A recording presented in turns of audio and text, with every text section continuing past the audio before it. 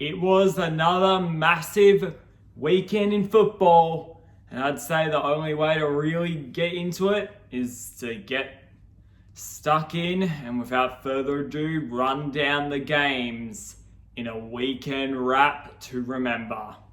Now, the first game of the Saturday slate was a massive game held in Western Sydney.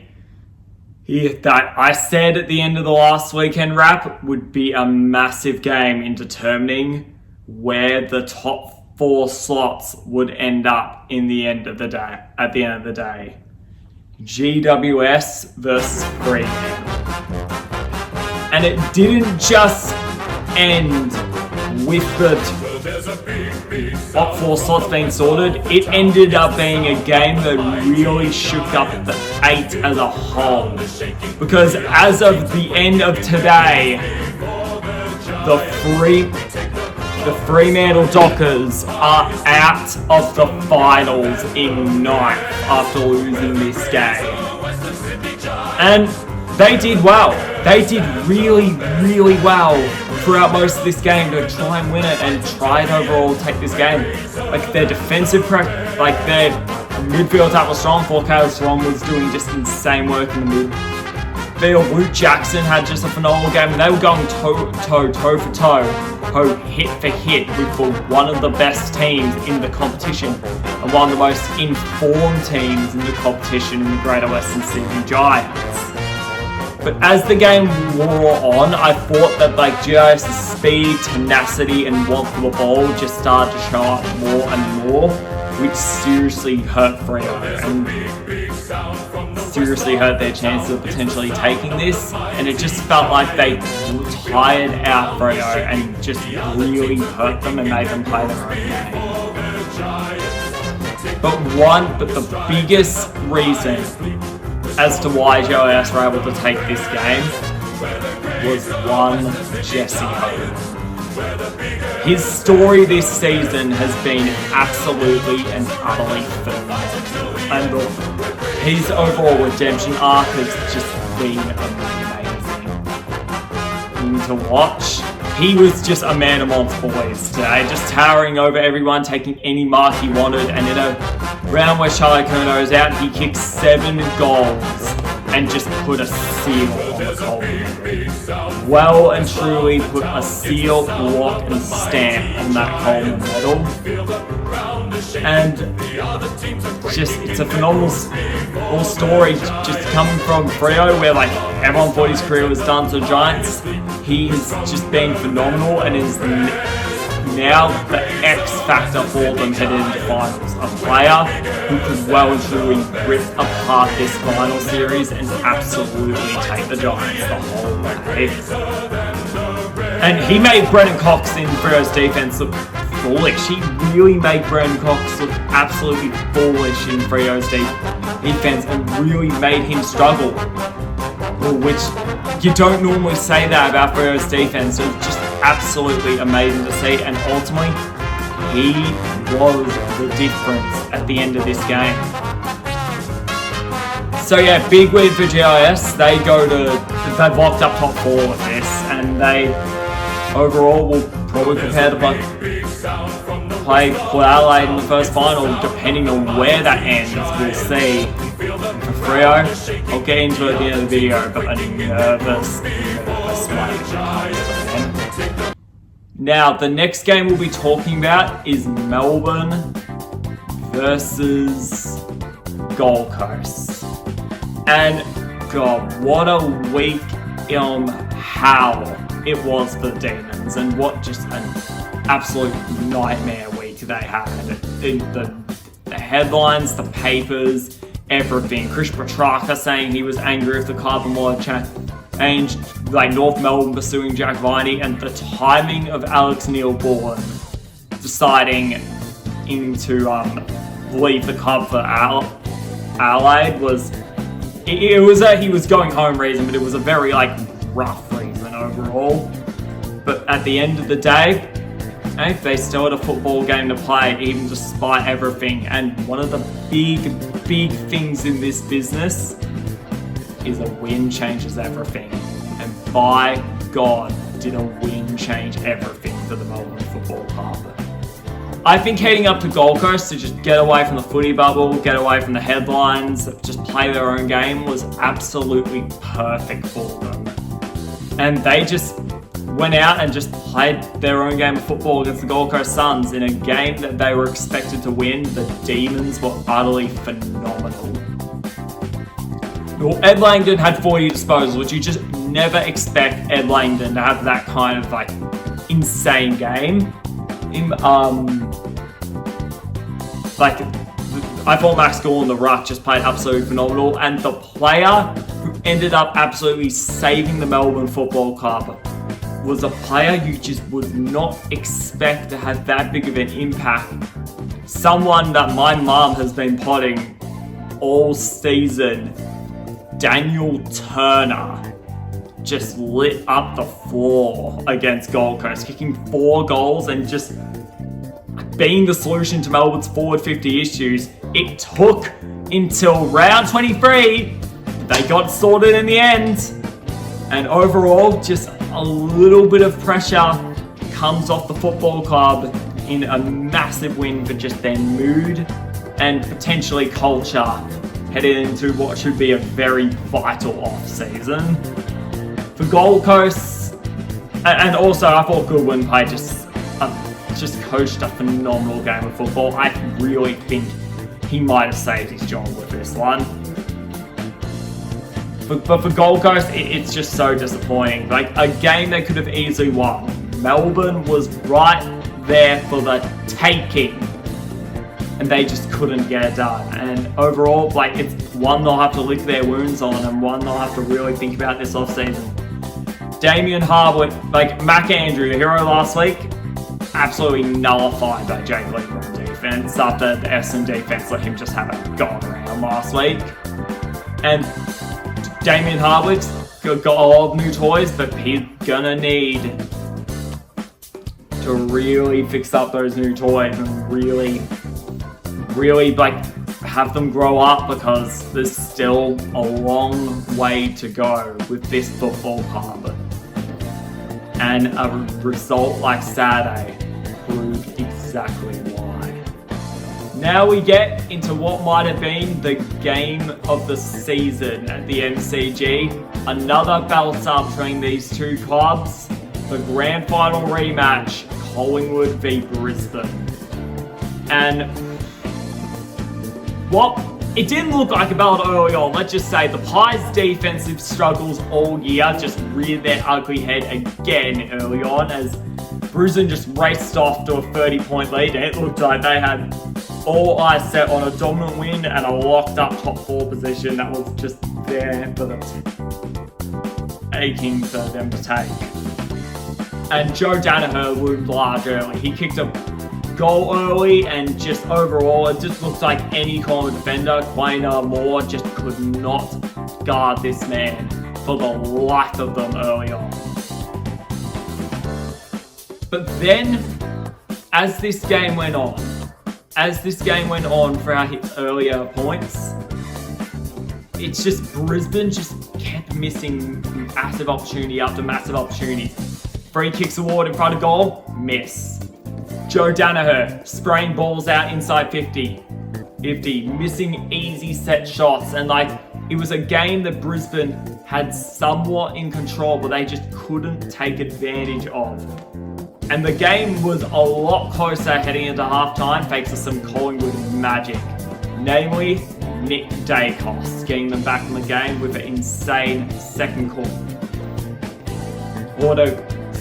goal that might be one of the goal of the year contenders, and having the Collingwood fan base just absolutely roaring. But in the third and fourth quarter, Brisbane just had the play, had momentum, but just couldn't take advantage of it. Like so many other games this season, they just couldn't take advantage. Their inaccurate goal kicking's been a problem all year, and it reared its ugly head again. When Charlie Cameron put them 19 points up with a few minutes to go, you thought it was done. And you thought that Brisbane had this locked up.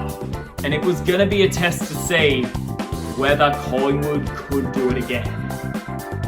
Is the Collingwood of old truly dead, or do they have one more miracle comeback in them? They have one more miracle comeback in them.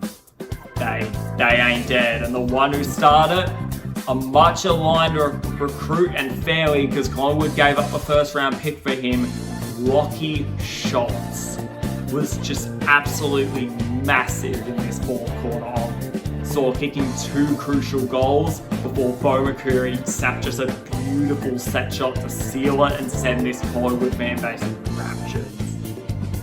It keeps them in with a chance heading into the final round, but the overall result is so much more brutal for the Brisbane Lions, who have likely shot themselves in the foot, blowing a second straight 30-point lead, and likely will finish outside of the top 4, and likely will have to travel 2 times in their finals run if they want to get back to the MCG for grand final day. This is a brutal thing to say, but it is quite likely that Brisbane might have cost themselves a potential shot at the premiership by losing this game. It could come back to haunt them massively in this run home in the final series, as the MCG and Collingwood just haunt them again. Now we get into the Saturday night slate of this round, and we will begin with Geelong versus St Kilda. And the way this game began, the way the first half of this game went, it just looked like the Cats were becoming ominous. They were lurking and they were just purring their claws for another September campaign. Maybe even another grand final appearance. Up 33 points at halftime. Their midfield were just utterly dominant. Guys like Shannon Neal were just absolutely taking control. Brian Myers was playing amazing. Ollie Dempsey was furthering his case for rookie of the NAB Rising Star.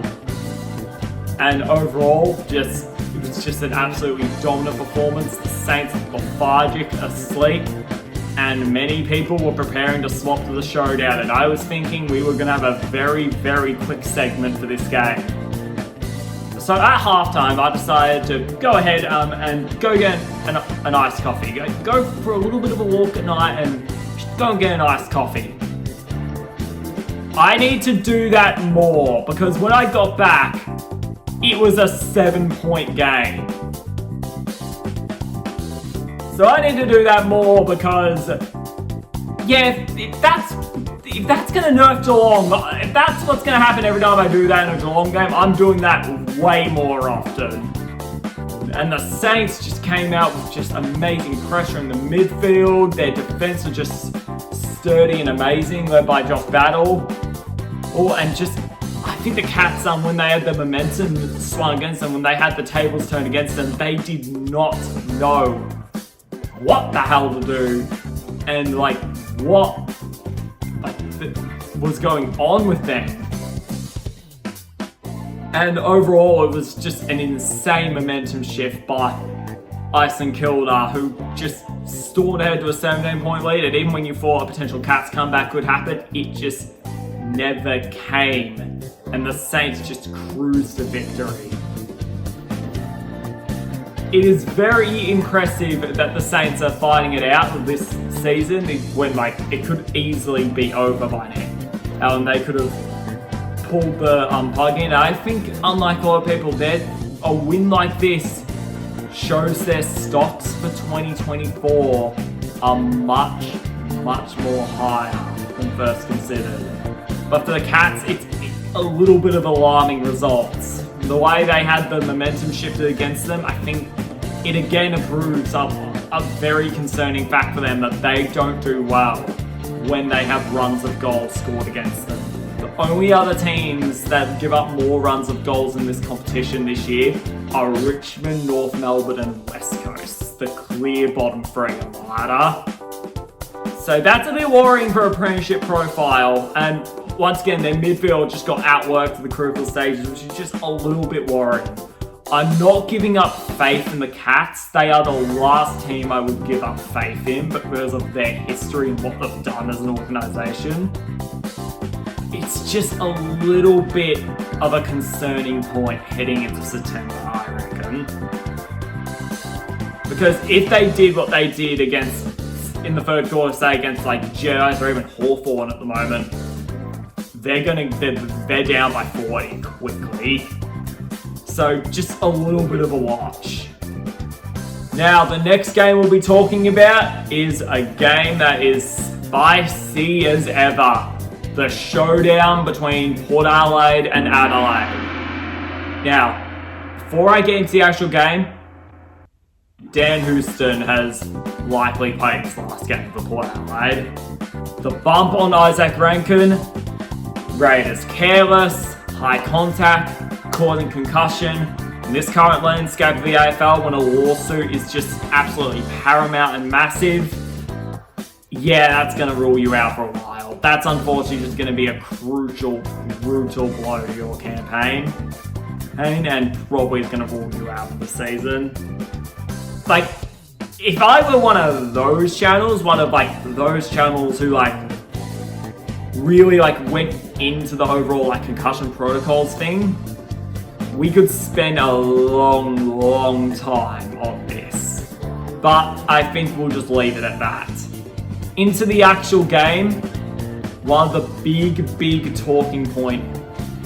Like normally, I think heading into this game the last few years, the Power have been the ones who have just built the fire, built the intensity, and just tried to build the rivalry between the two clubs. But this year, it was the Crows who were doing the talking. And in particular, Josh Rochelle was doing the talking, saying that the Power fans had no teeth and everything. And then the second quarter, he came up, ran to the crowd, and gave them the no teeth thing, which was just... Look, it's caused a lot of debate and a lot of, like, tension online, but in my opinion, I get what he was doing. But I think in celebrations like that, you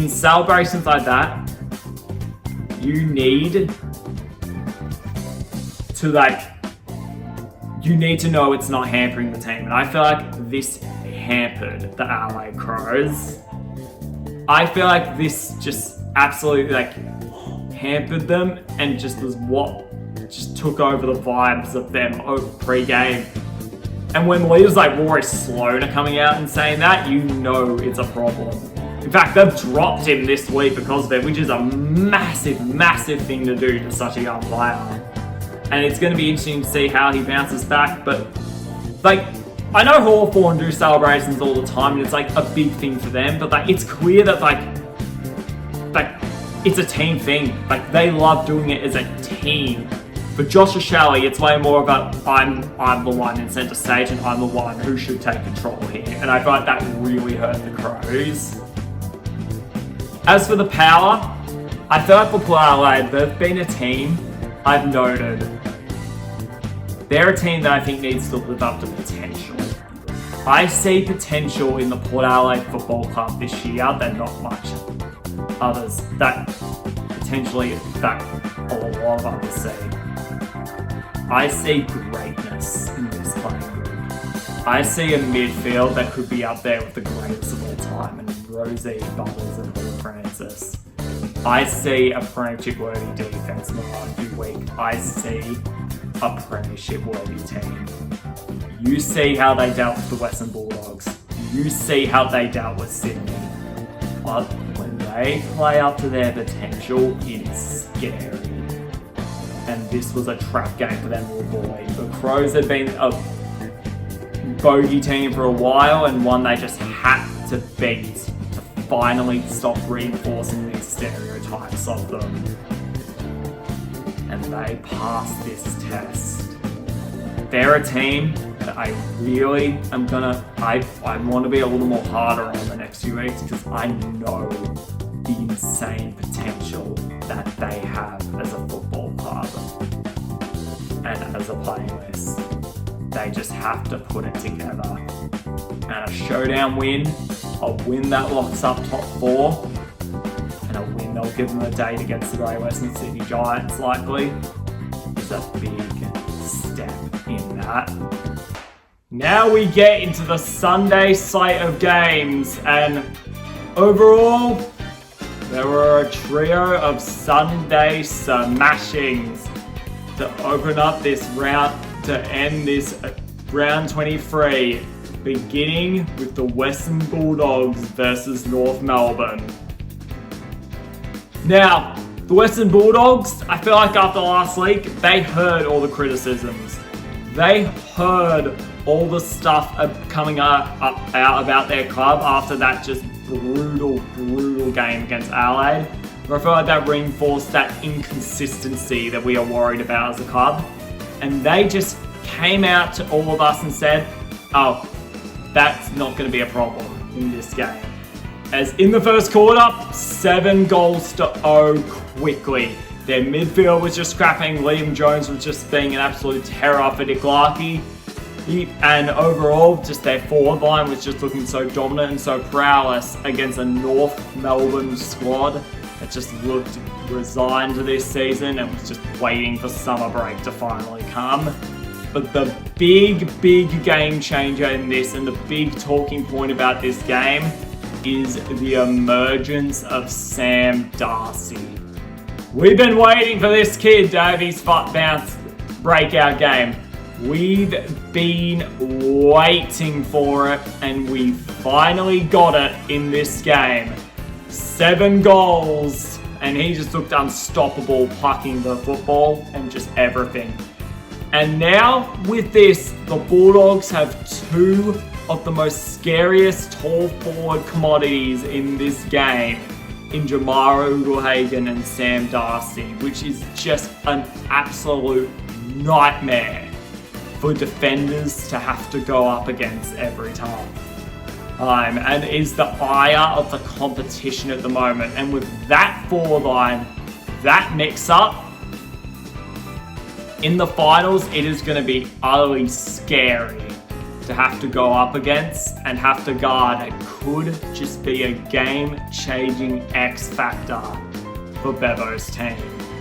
Now we get into the other game at the MCG in Melbourne for this Sunday, and it was the Hollywood Hawks v Richmond, and they're the gift that gives on giving this year, the Hawthorn Football Club. They really are the gift that keeps on giving, because once again, it was another scintillating, amazing, just flawless performance that just had us all captivated. Richmond kicked the first goal, but then Hawthorn just made you forget about that quickly with just their swarming pressure in the midfield. Guys like Watson, Ginnivan, Bruce just absolutely playing amazing, and just that free, fast-flowing style of football just absolutely taking over.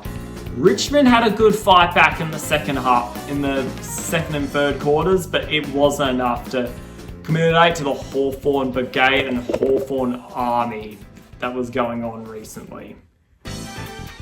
And overall, it was just absolutely amazing to see. Hawthorn continue their golden charge towards the final series with this massive win. Richmond, yeah, we know what they're going through and we know what retirements they'll be dealing with. But the story of this game is well and truly the Hawks. They deal with another foe almost effortlessly, and they are just so entertaining to watch. I cannot wait to watch their first final and just build it up throughout all that week. The final game of round 23 and this weekend wrap is Carlton versus West Coast. And heading up to WA for this weekend, it really felt like all the pressure, all the spotlight, all the scrutiny was on the Carlton Football Club, who were fighting for their season out of nowhere and just happened to get an absolutely massive win for their campaign. Any which way they could, and things would get even worse for them heading up to this game. Have you seen the injury list they were dealing with? Charlie Curnow and Harry Mackay out of the squad, and they would have to find new ways to score. And they were just looking for any any saviour to finally just help them out in this game. They found it all right. Patrick Cripps played one of the best games I've ever seen him play in a Carlton jersey, and that is saying something considering he's had a lot and he just almost carried them on his back. 30 plus disposals, just so many goal assists. He was just the ultimate team player in the West. And this game might have sealed up a second Brownlow medal and might have sealed up an All-Australian captaincy as well, because it was just phenomenal to see Captain Courageous, the Captain Carlton, just steer his side to a famous victory in the West. And another group of players who were just phenomenal to watch. Brody Kemp and Matt Owies in the Carlton small forward department were just absolutely incredible. The way they just crumbed in goals, just found ways to score, and just had Carlton's forward 50 entries, which was something that was so much of a worry the last few weeks of the season, almost fixed out of nowhere. So yeah, it's absolutely massive, and we'll be so excited to see how this potentially translates into next week. But I can't talk about this game without talking about the Eagles and how insipid they were throughout this game. They had clearly given up. I don't say that lightly. They've given up on this season. Their defense was just absolutely atrocious. I don't know what Jake Waterman was doing throughout this game. Guys like Tim Kelly could not give a shit throughout this game, and it was just absolutely brutal and misaligned what the Eagles were doing. I'm dead serious. This was the worst performance by any team throughout this year. And it might have single-handedly cost Jared Schofield his job. In a game they could have easily won. Could have easily had the chance to win. A game they were favourites for in many betting markets. They went out and laid the ultimate egg like I've never seen. They were pathetic. And it doesn't get better heading to Geelong on Saturday. So, the overall massive win for Carlton. And with that will do it for the penultimate weekend wrap. Before we end off this video, I want to talk about something that we have been waiting to do for a long time. Run down the overall final statistics and what your club will need heading into the final round. Overall, there are 3 spots still available in this 8, and 4 teams are battling for them. 1 is going to miss out. For the Bulldogs, they play the Greater Western Sydney Giants, with a win and in for them. For Hawthorn, they play North Melbourne, expected to win that, and if they win, it's a win and in. For Carlton, they, like the Bulldogs, have a tough matchup ahead of them, playing the informed Saints at Marvel Stadium. Still, with a pretty worrying injury list. It's win and in. Win those games. But if one of them, those 3, drop their game, the door opens for Fremantle, who will get a win and in against Port Adelaide. If all 3, however, all 3 Victorian teams win before Freo play, Freo are eliminated from the competition before they even get a shot at the power. It will all mainly go down on the Sunday and will be extremely exciting to watch. Get ready, because this ending to the season is going to be insane. And one more thing I want to do before ending this video, and I just think this would be the perfect thing to do to end this. The media industry and the AFL industry in general is reeling. Absolutely reeling this past week after a tragedy that has just impacted us all. I didn't know Sam Landsberger personally, but I read his articles and I thought he was an astounding and incredible mind in football and someone who I looked up to try and get into AFL journalism. His death has well and truly shook us all, and we have lost a truly incredible person in the industry. I don't know what the Landsberger family are going through, but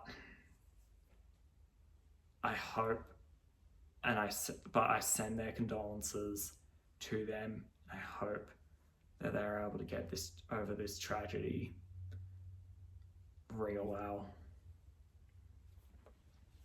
Sam will be missed, and I think I want to dedicate this weekend wrap and all the other ones throughout this final series to him. His stories and his overall personality and mind will never be forgotten, and we have lost a true hero of the journalism industry. Vale Sam Landsberger.